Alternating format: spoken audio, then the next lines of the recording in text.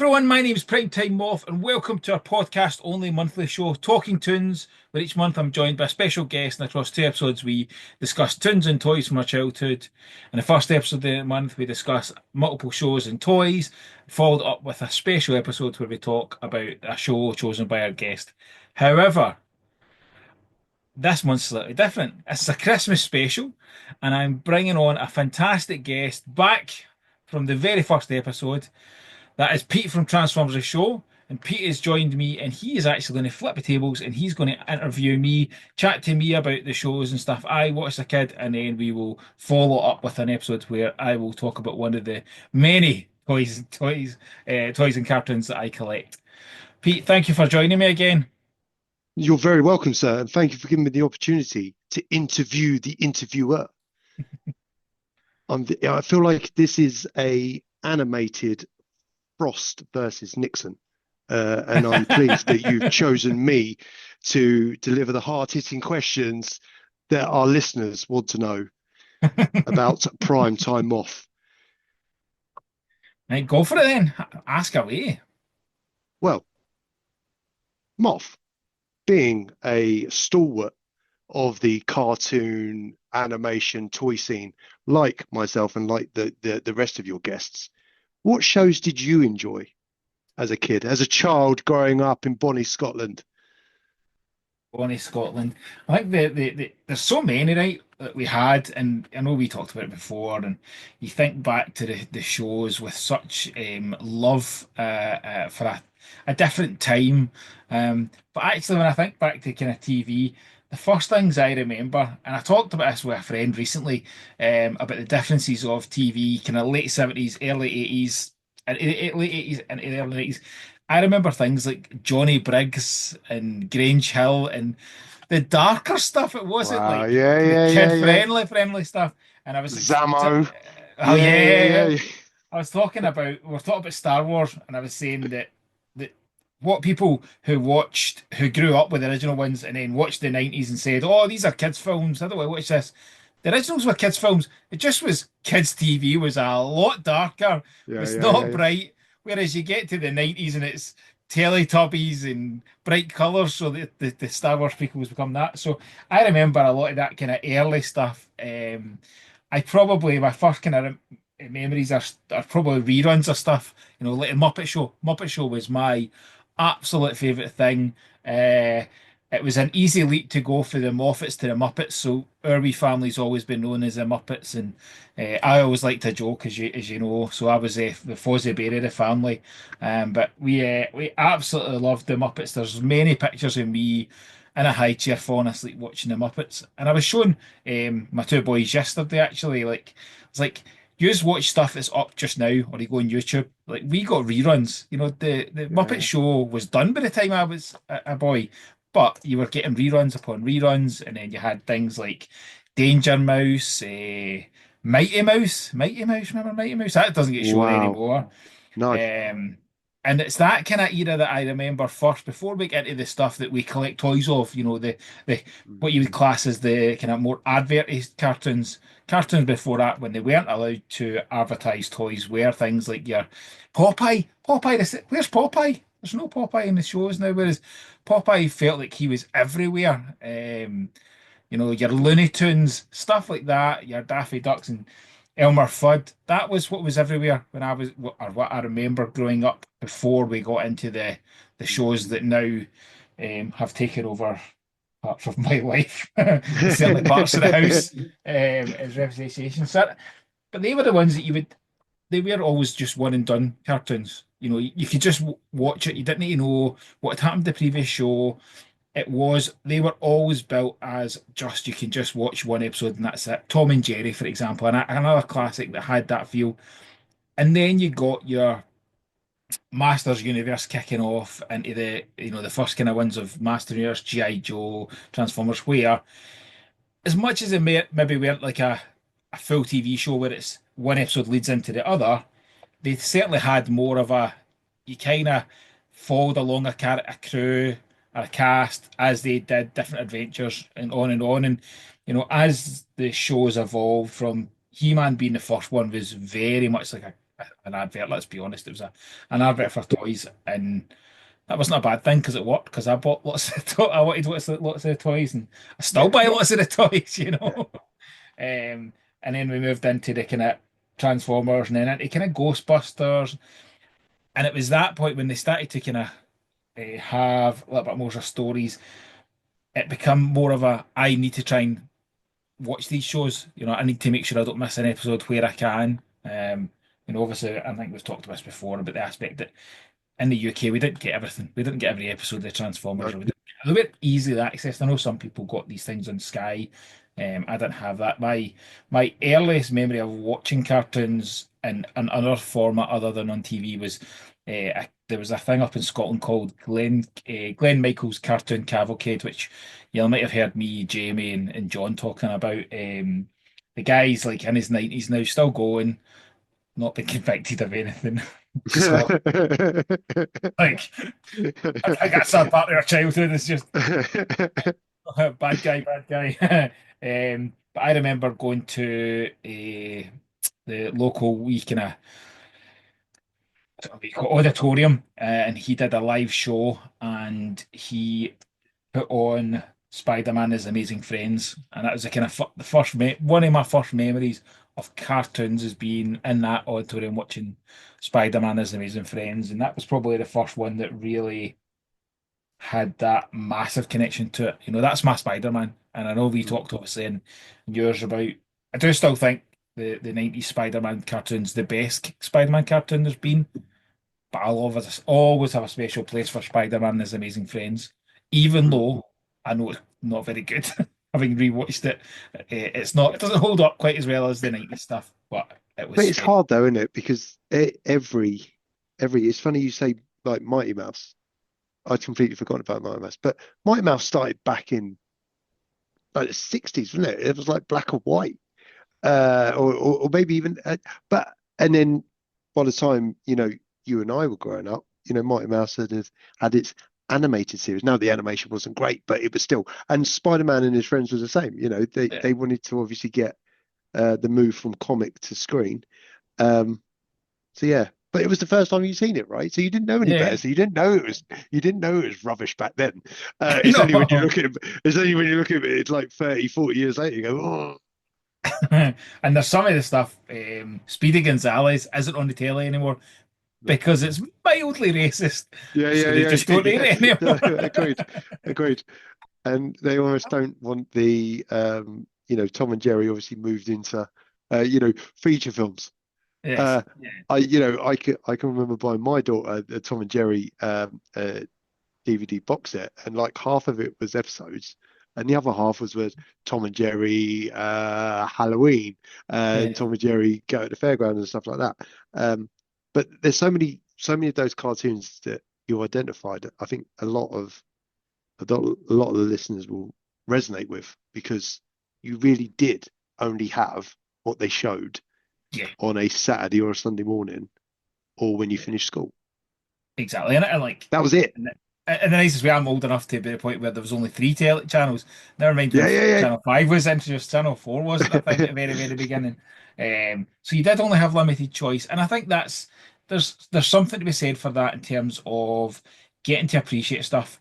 Appreciate things that you would never see before. But there's also an aspect if you watch rubbish stuff, you then appreciate good stuff. yeah, yeah, And yeah, yeah. Agreed. I think that's lost. I think that's lost in culture nowadays. We were talking beforehand about cars, and I had two absolute bangers for my first two cars. My first decent car, which was a £1,400 car, it wasn't really decent, but it had power steering and electric windows. I thought it was the greatest thing on Yeah, the wheels because I appreciated that aspect of, oh my goodness, power steering. Oh, what electric. I think there's so much lost in the youth of today that they'll have the appreciation of these kind of yeah, aspects that, my youngest just watches 3 seconds and that I'm not interested, flicks off, and I'm like, yeah. give it a chance, and it's a challenge. It is a challenge, but You're listening to that, young people with this podcast. You don't know how good you've got it, but right? then there's the opposite end of actually, I have. I'm like recording in the garage, and I have a bookcase that I call my wee mini blockbuster, and it's all old cartoons on some VHS, piles of DVDs, all old series. Like before, when I knew I wanted to have children, I was like, every time a show comes out that I watched, I need to get it so I can watch it with them. Things like bizarre things like Battle of the Planets. I've got stuff that never even aired because they just never aired it. So like, do you remember Garbage Pail Kids, the stickers? And then Yes. they did a movie, which was not very good. But there was a TV show that got banned, never even get aired because it was seen as too gross for kids. So they then released it in DVD, and it was one of these ones that was out and then it was gone, and it now goes for stupid money. But and I probably could go on YouTube and get these. That's the Yeah. thing. There's stuff on YouTube that isn't available anywhere else. So there is benefits of the modern technology that allows us to have that access to stuff, but it also means that I think kids don't have that appreciation. I really don't think they. I know my eldest. And I just talked about this with Simon on our main show. Um, his first Transformers cartoon, the Robots in Disguise from kind of 2015, he properly watched it all and thoroughly enjoyed it. I found it really hard to get Sean to connect with stuff because Mhm. Jamie never had any YouTube, never had any of that until he was 5 or 6 because we could control it much easier. Mhm. But it's harder with a second because he watches his big brother and he's like, well, I want that. I do the same as Yeah. him. And I know that was the same with me and my wee brother as well. He would get to do things at the time I got it, and I'm like, he's 2 years younger than me. But it's just how childhoods work, how parenting works. Mhm. Especially with two, you're kind of just wanting a break. You're like, just whatever. Yeah, yeah, But yeah, I think there is an aspect that is lost, a lost art to sit and enjoy and love a cartoon. Jamie had that RID. He had the 2012 Turtles, which was an epic Turtles cartoon. That was yeah. like, and the other bit, and I think some people resonate with this. You have a different love for a show when you then watched it with your kids as well. So like Mm. that RID 2015 has a very special place in my heart because I got to watch it with Jamie. I watched his reactions. I watched it through him. The same with the 2012 Turtles. Even Thunderbirds. I was never a big fan of Thunderbirds as a kid, but then ITV did a revival circa 10 years ago. Jamie got hooked on it. And I, Mm. I I watched it through his eyes, and it's an incredible experience to have that. And I have forced both children at points to watch my older stuff. Every birthday they watch Transformers the movie with me, for example. Or every one of my birthdays they won't watch it in theirs.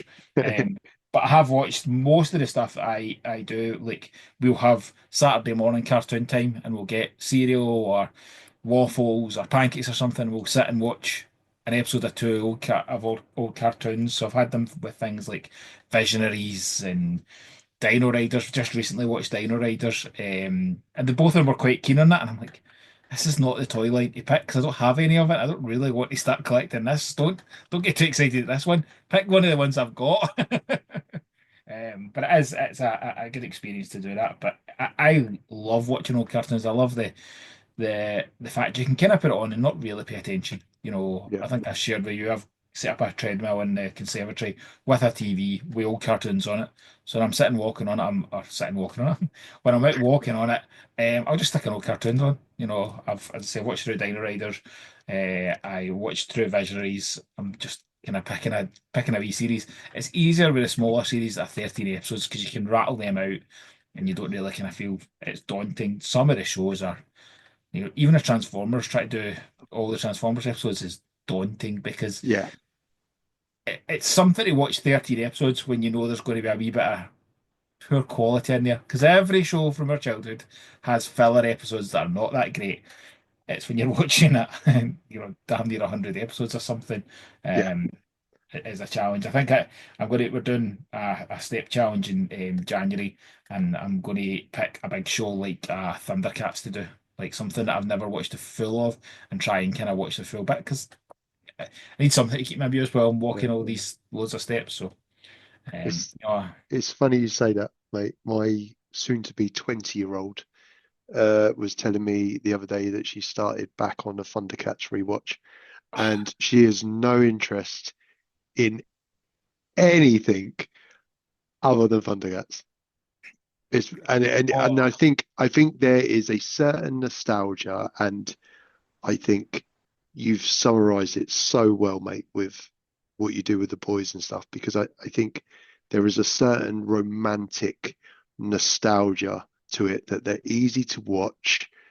Yes, the animation's not great, but the writing was.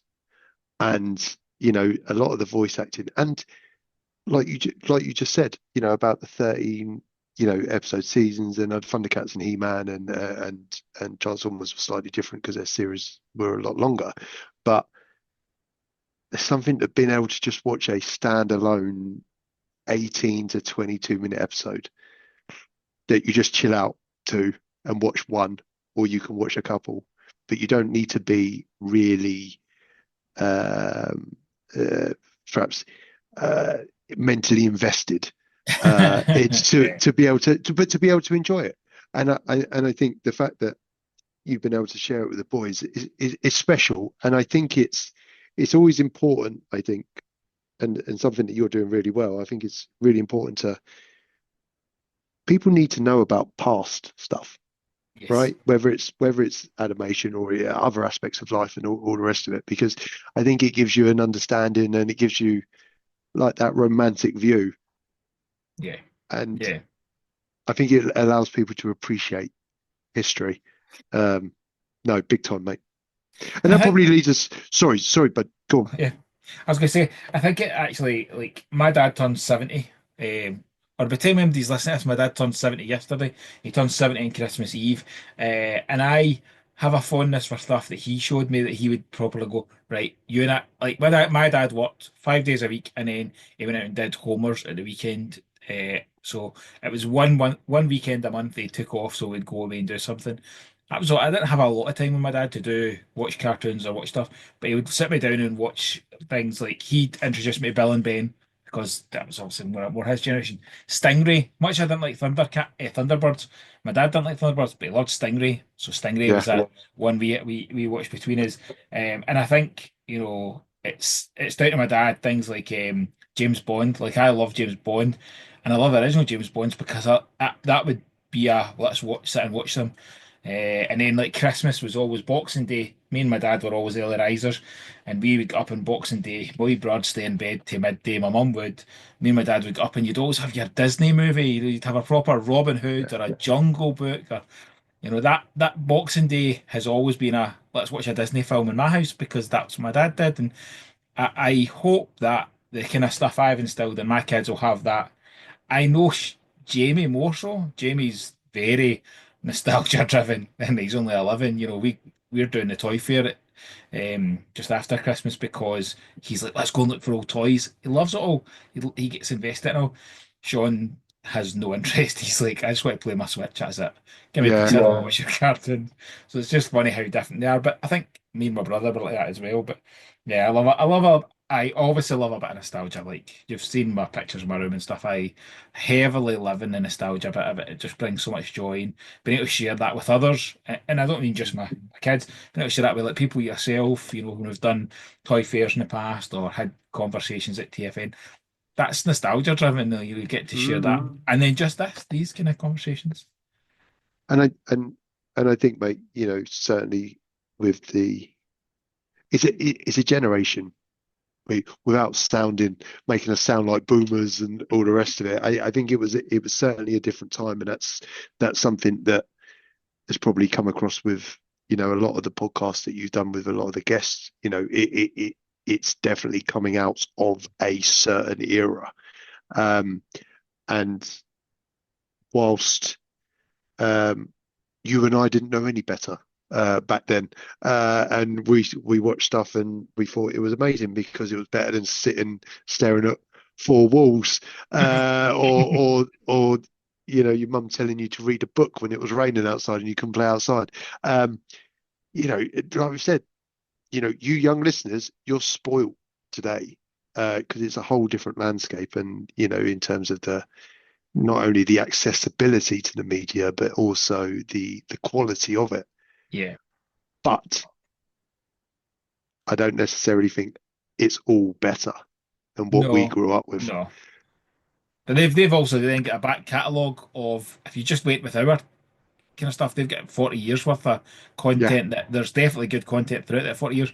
The 40 years previous to that probably didn't have anywhere near as much Yeah, yeah, yeah, well, it agreed. definitely didn't have as near as much content. So that's the challenge. Yeah. Like, how do you start them on all these kind of different bits? You know, just think of Transformers. It's 40 years worth of Transformers media out there. Yeah. It's mind-boggling. So that probably segues quite nicely, mate, for following on from the shows that, what toys did you buy? What did the pocket money of the Mobster go on? Pocket money, the mobster. So we lived in a small village, small Scottish village. I didn't go to Glasgow till I was in my teens. We did just, it was never a thing we did. So we never went to big cities. We went to, it was a decent kind of sized town that I would go to now and again with my gran. The only thing I really remember properly collecting as a kid was Action Force and G.I. Joe figures because they were in the pound shop and they were value. Like I always joke about, I love a bit of value. My grandfather was the king of value, ran his own business, had money, but he was the cheapest, thriftiest guy there ever was.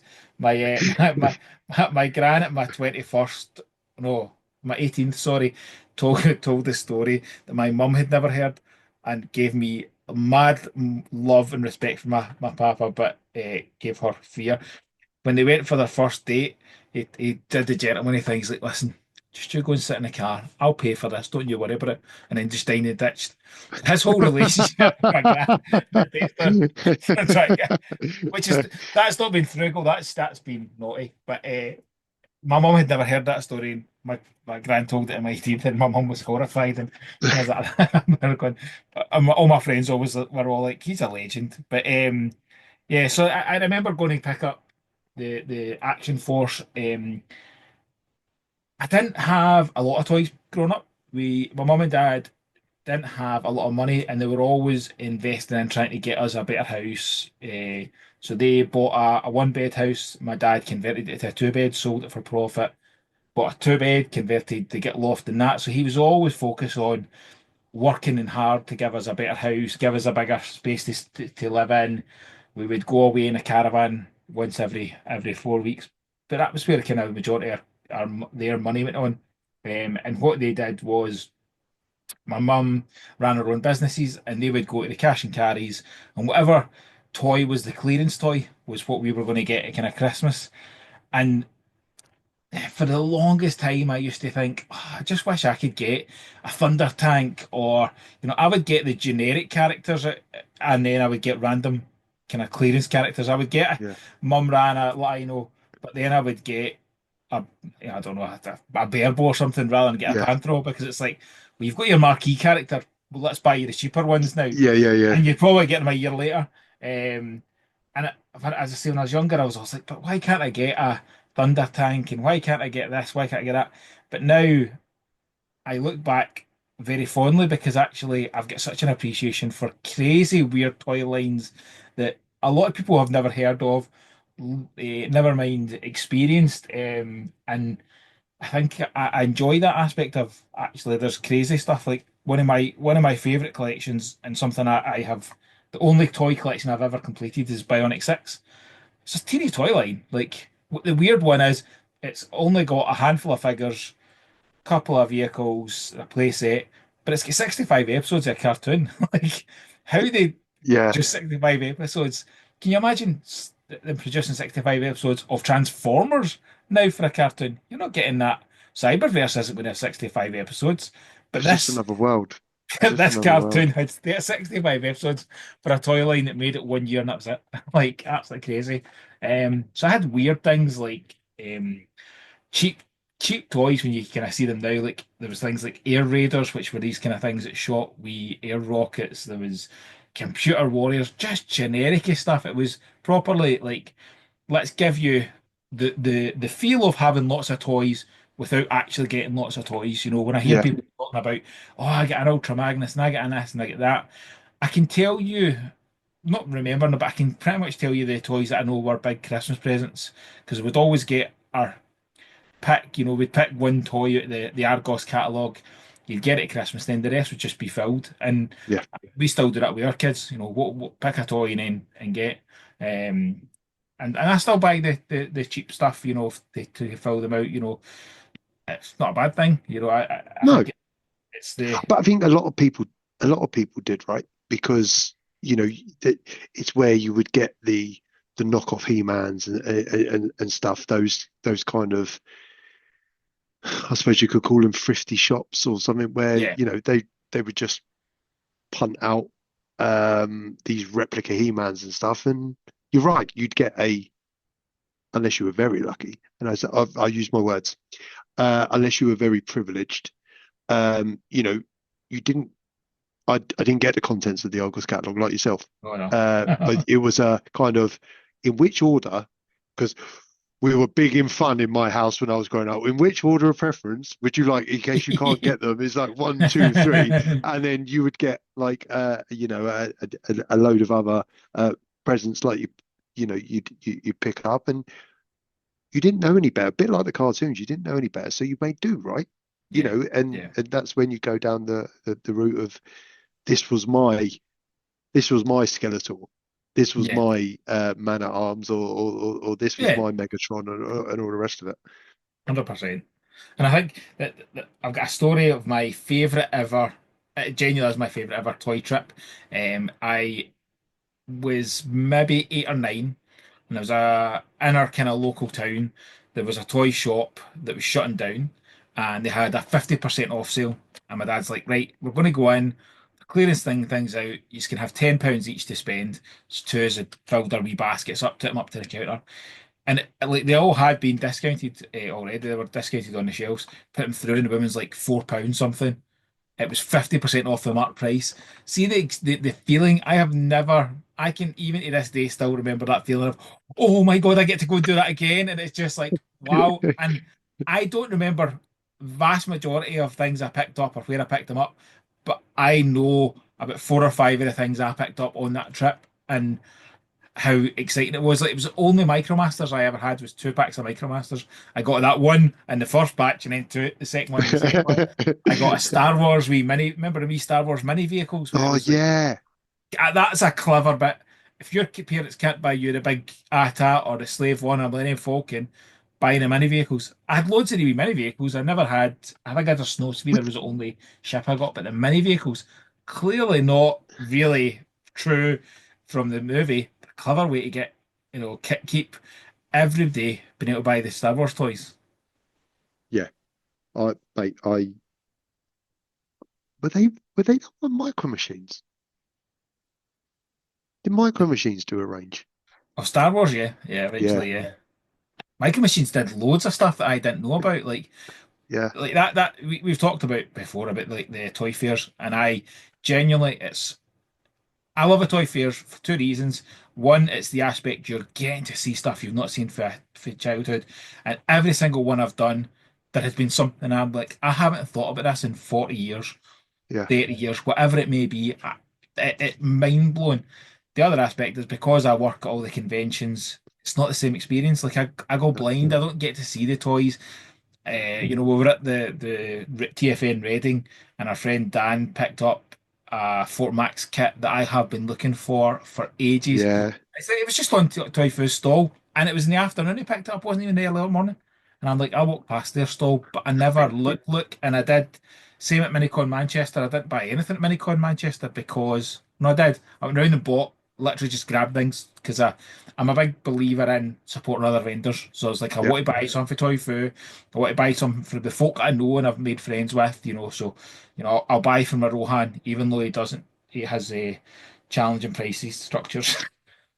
But I'll make sure I buy for Rohan, from Sven, for Toy Foo. I'll go and do that effort because it's the right thing. But at Manchester, I just was like grabbing things because I was like, I'll buy something that I'm doing the gesture rather than actually buying something I want. So the toy Yeah. fair is the opposite end. I can go and just focus on the toys and just really have that real nostalgia. It is like being in a walking museum. And it really is. And we went to. Can you believe it's over 12 months since we did the Sandown? Uh, last year, funnily enough, because it was 12 months ago. But it genuinely is. And if any of the listeners haven't been, they do a couple of shows normally through the summer, with the last being in November. But it's worth the admission ticket alone to go and Right. walk around. Yes. Even if you don't buy anything, just the stuff that you see that you've forgotten about, or that you've never seen that version of, or you've seen it and you had it, and you're enjoying it again. It's just a fantastic Saturday morning. It genuinely is, and I can't recommend it enough. No, and I've had the pleasure of doing, was obviously the Sandown one, the September one. Jamie from the show met up with us, so uh, his missus and my missus disappeared and got peace and quiet from us having to natter about toys. Me and him just had a great time, just going around and going, look, Jamie's pulling at me and I'm pulling at him, just being like excited Yeah. kids, and it is great, and it's the aspect of things you've not seen for years, but it's then learning about toys that you didn't know existed. Like, Mm. blows my mind. The first real experience I had of that was, do you remember the 18 figures from the kind of 80s? Well, there was two kind of Yeah. sizes. There was a kind of bigger size and then the smaller Yeah. size. And the smaller size ones, you could get the good guys and the big guys free with Wimpy meals. So I had them with Wimpy meals because that was my gran and papa's treat for once a month they'd go to Wimpy. Like, that was their big treat out. So they would collect the 18 figures for us. So I had the four good guys, and the four good guys had proper articulated arms, proper like your kind of modern G.I. Joe figures. The bad guys were then more like your original Action Force, where it was like 5 points of articulation. So they just looked like they were from two different toy lines. Mm. And it's just like almost like, this, you hear the story of Big Jim's Tiger getting made into Battle Cat just to reuse molds. Kind of like that. That's what that, Yeah. that toy line felt like. And the toy fair a year and a bit ago, I discovered that they also did those bad guys in I think it was the 8-inch figures. They did those in the 8-inch figures as well. So clearly they were designed for the 18 line, which made it even more confusing why they're two different styles. But they released these but in big style, and I was just like, this is mind blowing. Like, I've never Mm. looked into it, I've never Googled it, never looked into No, what each picture released, but it blew my mind, and I remember just the excitement of it, of seeing something that like I hadn't thought about or never considered 40 years, and then you're seeing it. It's just amazing. you make such a good point though, that you hadn't Googled it, and I think that's the magic. I think maybe people of a certain generation still have that mindset, is that I think there are some collectors out there, and this isn't a wrong way to do it, but you go onto Google, or there's some great websites that have got checklists of the various toy lines, and you can go through and tick them off, and you can go and search for that one. But there's something about being at somewhere like Sandown, or the NEC Toy Fair, and you stumble across something, and the feeling is just it, unless you've experienced it, it's hard to describe it, isn't No, it? It's not it's a um a euphoria or an ecstasy or something yeah, like that. It's more of a kind of like, oh my God, I didn't know this existed. yeah. And that's worth the price of admission. Like, Oh you, yeah, it is a cheap, it's not dear, it's only like 13, 15 quid, something yeah, like that. You would pay that to get into a toy museum. You would. yeah. To see a proper decent toy museum with a selection. Some like over 500 stalls at both NSC and Sandown there. It's Barry Potter, I think it is, Toy Fairs. Yes, That's the yeah, two is it? biggest they do. They do have other ones, but I'm always in the opinion, for me anyway, if I'm traveling, I'm going to travel to one of the bigger ones because it's a trek Yeah. and a half. But yeah, I absolutely love it. It does, I have a massive toy collection. Like, I know how privileged I am now. I work very hard. I spend my money on toys, much to the chagrin of the wife. But I have a mix. I have a very much a mix of. I love a bit of retro. I love a reissue Ghostbusters set, for example. Looks beautiful Yeah. on card, looks amazing. I have my space for that. But I really, really dig what we're getting now. I think we've never been in a better position as toy collectors of franchises from the kind of 80s Mm, and 90s. You know, your Thundercats, like the Thundercats, the Ultimate stuff is just outstanding. mm. Um, I'm just looking behind you as well. The Spider-Man stuff you've got, the X-Men, Yeah, the Turtles, that it is actually frightening how many good stuff there is. And I just look around, sit in this space, and I look around. I'm taken back to childhood and going, I wish I'd had this as a kid, but I'm also glad I didn't because now I get to experience things in a total different way. And the thing that I started collecting last year, at that toy fair weekend, was mask. I've nearly completed my mask collection, and I've only like bought three things not in person. And Mm. the only reason I bought them not in person was because I bought a collection through the business and I cherry picked the bits that I wanted. But the rest has all been on toy fair trips or on toy hunting trips, and it's just been a joy because it's like you're going with a purpose, and that's great fun. Mm. And I think and I think you're right. And again, it echoes that point, doesn't it? Is the fact that no matter what it is you collect, I think whether it's toys or I guess, music records or anything, Yeah, there's that acquiring something you didn't know or you wanted, or now you're in a position where you go, when I was a kid, I wish I had all of my stuff. Well, guess what? As an adult, I'm now in a position where I can go and do that. yes, And yes, and then you balance it with the fact that, you do have those properties from the 70s, 80s, and early 90s that were so good and so well developed that it planted that seed of nostalgia in everybody that watched it. But you've now coupled it with modern engineering and toy design and stuff. So you are getting the best of both worlds. You're yeah. getting the nostalgia hit, but you're also getting you know, the turtles. They're like 27 points of articulation. You would never have got that in the late 80s. No. Hell no. You if you're lucky, you get a stable ball joint for the shoulder, and that's it. That really is it, kind of thing. Um, so I think you're right. I think we're living in an era now where it really is a toy collector's haven. It is. It is. It's not a toy It, collector's wife saving or partner no, no, saving. no, no. Agreed, but it's My wife definitely. keeps reminding me we could be affording a cleaner and a trip to Disney, and so yeah, but I wouldn't have all these toys.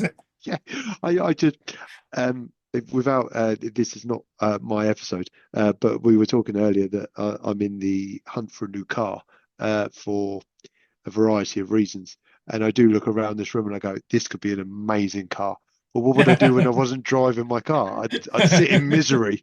Um, so if we talked about the toys that that you bought and you picked up, but thinking and probably really dwelling on, the festive period and the time that the guys and girls are going to be listening to this podcast. What really sticks out as a Christmas memory toy wise? I think it's kind of easy to go back and go, I know the toys I got for Christmas. I don't really have a lot of memories of Christmas. Christmases, they're all a bit of a haze. Um, but I know the toys I got because that was the only time I got to ask for a big toy. My birthday's early February, so I would tend to get told you can get something at Christmas, but you can't then get a big thing at February as well, which Yeah, now budgeting the fact my son's in January, I get that, 100% yeah, get that. yeah, Like, we just need to buy him a new mattress just before Christmas, and I'm like, that's your birthday present, son. yeah. You don't expect to Enjoy. get a present as well now. Yeah. But like, I got my favorite toy I ever got as a child because I played with it to death. I still have it, even though it's missing all its bits. Is the original Castle Grayskull because it just was like, this thing is amazing. And even the Origins one, like getting the Origins one during lockdown, I think that also helped with that feel. It was like taking you back to my childhood, going, I remember just how much I loved this thing as a kid. I got a Metroplex. That was my kind of biggest transformer I got as a kid. And so it was kind of bigger aspects like that. I remember getting this the quick drive. I don't know if you know these, the Tamiya quick drive remote control cars, and it was the first time I saw a remote control car where it's a gun. It was like a gun handle to kind of make them go. They were just immense. That's the only time I remember. My brother's 2 years younger than me, and we would often get similar presents. It was the only time I remember us getting essentially the same present. Yeah. and we just had a ball with it because it was like my dad went to town with let's build ramps, let's build this, let's do that. Just absolutely amazing. But my mum always jokes that me and my brother were so different growing up. We would run downstairs, get to our presents.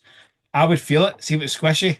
Get rid of that. I'm not interested. That's clothes. I'm not interested. My brother was the opposite. He's like, well, I'll take that. I'll do the clothes. So he'd open all the clothes. I'd open all the toys. And generally, because we kind of got the same. But then we're kind of, I don't need to do the clothes because I kind of see what you've got. And my mum would be dragging me. You need to open these.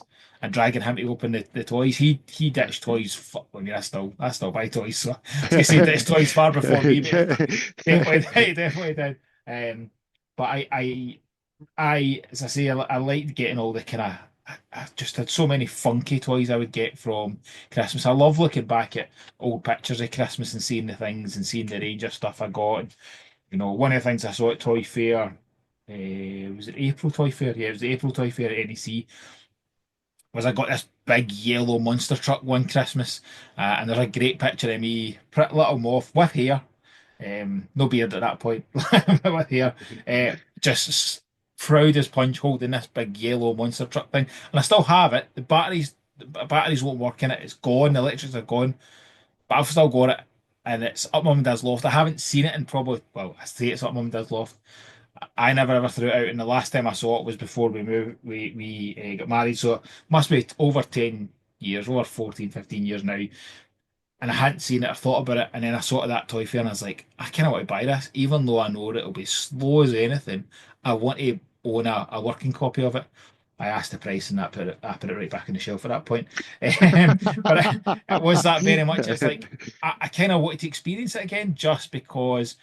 I know it wouldn't be as good. I know you can get better remote control cars. I know there's things you can get there, but I kind of was like, I want to experience this and have that joy. But yeah, I obviously didn't. But yeah, I loved the festive period. As I say, my dad would take 2 weeks off. It was the only time he properly, other than a summer holiday, he'd properly take time off and we'd be in the house. And him and I would have the time to play with stuff. He was always good at playing with the kind of stuff over Christmas. The rock roll cars was the first time I remember him getting right into like let's do stuff for this. Let's make tracks and let's make jumping bits. And then you'd get video games. And he always used to say that he was never into video games. I only found it in my later time that when we got like the Nintendo, the first NES, he put it on to test it. 4 hours later, he put it off. And he was like, "This is great," but he Yeah. knew straight away. He's like, "I can't play it. I can't lose hours." So it wasn't he didn't like playing it. He knew that he liked it too much, and he would just lose hours on it. And he had the self-restraint to go. I've got too much work to do. I've got real things to deal with. But I loved Christmas as a kid. I think it's interesting, and you'll know this as well. You go through a period when you stop being a kid, you stop kind of believing in Santa. Although I still wish I'd still believed in Santa. I think it's a far believing in Santa is the most wholesome thing you can do. Yeah. Like everything else, believe in Santa. Anyway, so the concept of Santa is amazing. And then you go into a period where it's like, oh, this is kind of rubbish, and then it's reinvigorated when you have kids, and you just have like all that. Yeah. Ever since having the boys, I buy Christmas jumpers. I get right into all this stuff. Santa always brings me a present. Generally, it's the things I've bought, and I don't want to get in trouble for, so I wrap it right from Santa. So Santa has brought the house a Switch that went to my room, a PlayStation 4 that went to my room, an Xbox. And Kerry recently said to me, she goes, "You do know that you can't get away with that now. Your two boys are old enough to go. If you say this is for Santa for the house, they think it's theirs." That's a good point. But like I done that for the point Jamie was born. Like Jamie was born on a Thursday, and on Sunday I bought him his Christmas present, which was and my dad did this. It was a tradition. This is what I justified it as. My very first Christmas present was a Scalextric set. I mean, I was 10 months old. My dad absolutely knew what he was doing. He had Scalextrics when he was a kid, loved it, and wanted more Scalextrics, and he saw an opportunity. When Jamie was 3 days old, 4 days old, the Star Wars electric sets were on sale on Amazon. I was like, I need to buy these. The best. My dad has always been get yourself pay your bills, get your house, do all your things first, and then buy your shite if you want to buy your shite, as he would put Yeah. it. But when I bought that, and I told him, he was like, Absolutely." He went and then bought a set as well. So I'm going to do that as well. It'll be great fun. So I think it is that there's something magical about Christmas. There is a just a kind of magical time about it.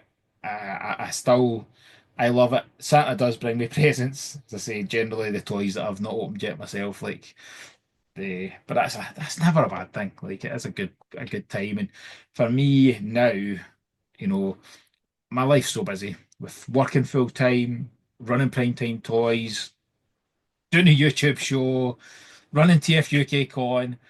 I don't open my toys as much as I used to, or I don't take time to enjoy them as much as I used to. I've got a box of stuff that I'd lot that are toys, are robots that I'm like, I want to sit and enjoy these, so I'm waiting to a special point. And it's going to be Christmas, and there's stuff in there from the beginning of the year, but I'm okay with that because I've got a proper break at Christmas, and I'll spend time stick some Christmas movies on, wee bit of Boxing Day magic with some. As I say, I always do the old school Disney movies in the Boxing Day morning. Me and my youngest, he's like me, he gets up dead early and will come down and sit with me, and we'll open some old or not old Transformers, from Transformers for earlier in the year. I've got some Revelation stuff to open, a wee pile of stuff that will just be good fun to sit with the time and the freedom of mind to actually sit and enjoy them before I then drive down to Birmingham on Boxing Day for the Toy Fair on the 27th, which is going to become a new Christmas tradition, and I cannot wait. Like the idea of just going and having kind of some fun looking at old toys as part of Christmas, just that feels like a perfect thing to do in a Christmas break. I think I agree, mate. So much so that I'm going to go. I know, I'm so Uh, excited about that. yeah. Once I've seen my baby, well, who isn't a baby, I think it'll be a case of where I've got over that. Um, I think got over that harsh reality that I'm leaving an adult on Boxing Day. I'm going to go and feel like a child again at the toy fair, Good man. and um, pick up some, I think, some toy goodness. Finish off the festive period. Um, but mate, I think a lot of people will resonate. Uh, I think with those Christmas memories. I certainly do. Um, and What's that your? sounds I'll throw it back that to you. sounds What's wicked. your kind of favorite Christmas Oh, memory? mine sums it up perfectly. I'm very privileged. I had a wicked childhood, and I did. There's no, you know, it was a bit old fashioned at times, but it was very. I didn't get bits through the year. Birthday and Christmas, I'd get spoiled. And yeah, the one that sticks out, my dad had broken his ankle, so it was one of those that he was on the sofa, he's watching me and my brother open the presents, and when you get to a toy or something that needed, some clips taken off, or you had to unscrew stuff to put the batteries in, you had to take it over to him. Um, and I remember it was the year that I got um, G1 Scorponok, Oh, and what a it, toy! it was G1 Scorponok, and you know I know people that have met me think that I'm only in my mid 20s. So but obviously at that time I was a small child, and I ripped off the present, I ripped off the wrapping paper, and obviously you just want to steam into the box, don't you? So I've sellotape is will not stop a child on Christmas Day. So I've ripped the front of the box, not clean off, but I ripped it to get into it. And I can remember getting told off on Christmas morning uh, that I need to keep the box so I can keep it in it. So I'm there getting told off, and I'm thinking, I just want to play with Scorpion, man. I just want to get it out. And it's almost like he knew then the retail value of G1 Transformers 40 years later, or 35 or whatever it is. So for me, that sticks out. It was such a um, it was such a great toy, and still is to this day. And I'm Yeah, looking at well, this is obviously audio, but as I'm saying it, I'm looking in the detail that I've got with the G1 Scorponok in, and I look at it and I do think Christmas.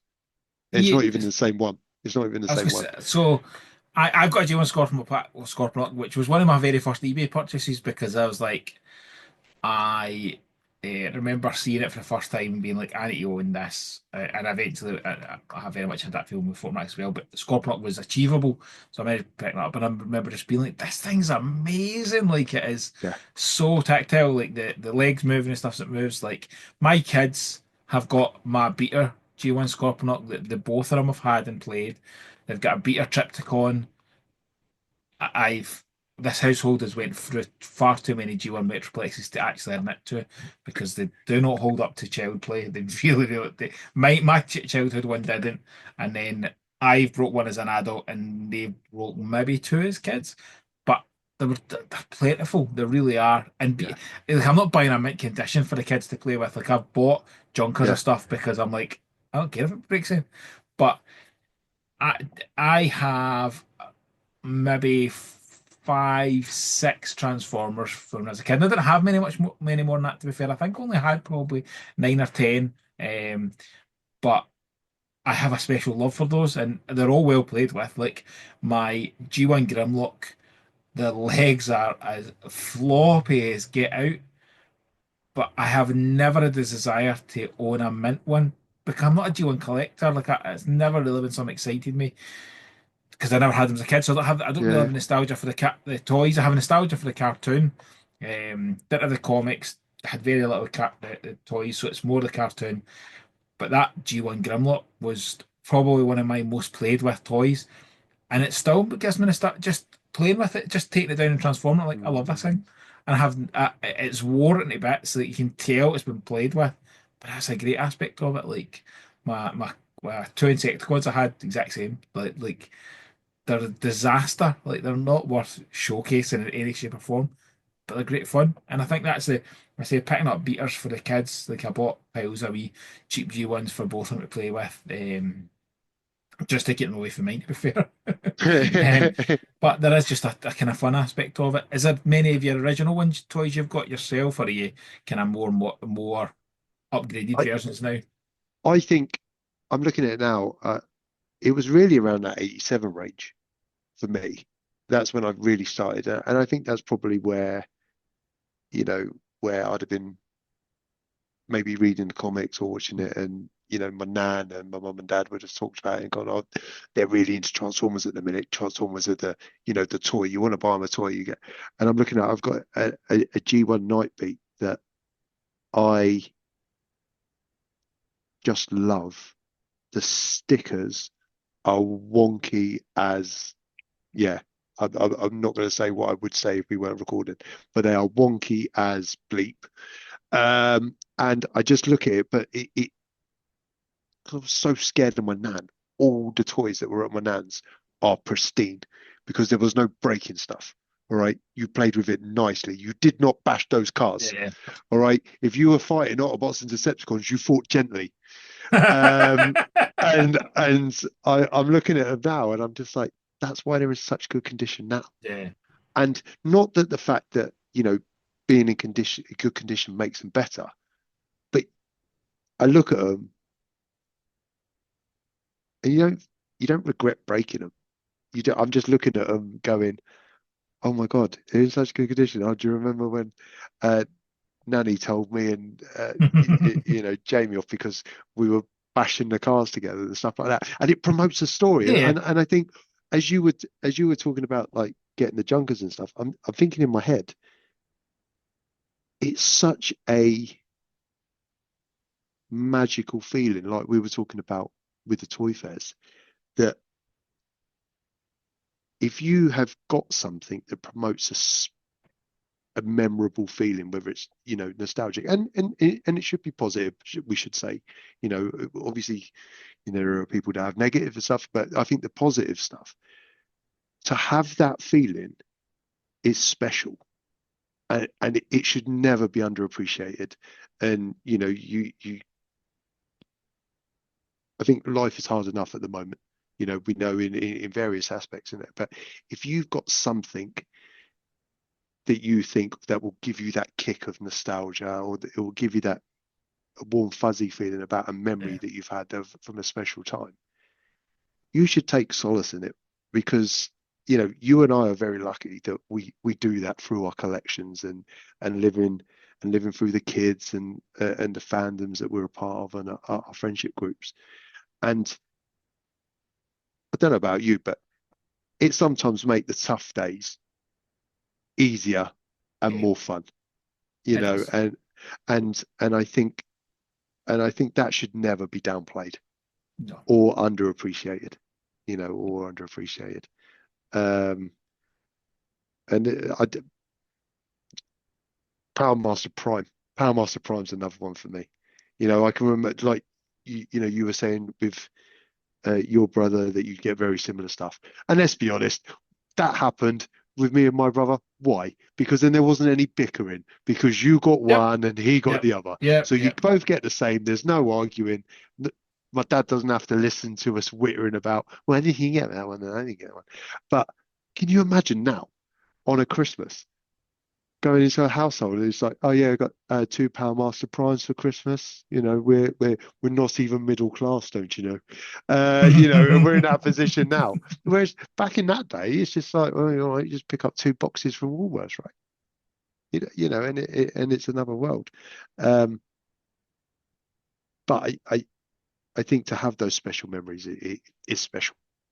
Um, Certainly, I think so. Anyway. No, I wholeheartedly agree.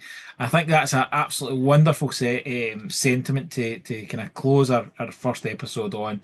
Thank you so much, Pete, for coming back. Thank you so much for taking the time to interview me and chat to me. It's always a pleasure, always a pleasure. I'd have you as a current guest, to be fair. I think our partners get sick of us just talking to each other. But no, thank you so much for coming back. Where can people find you?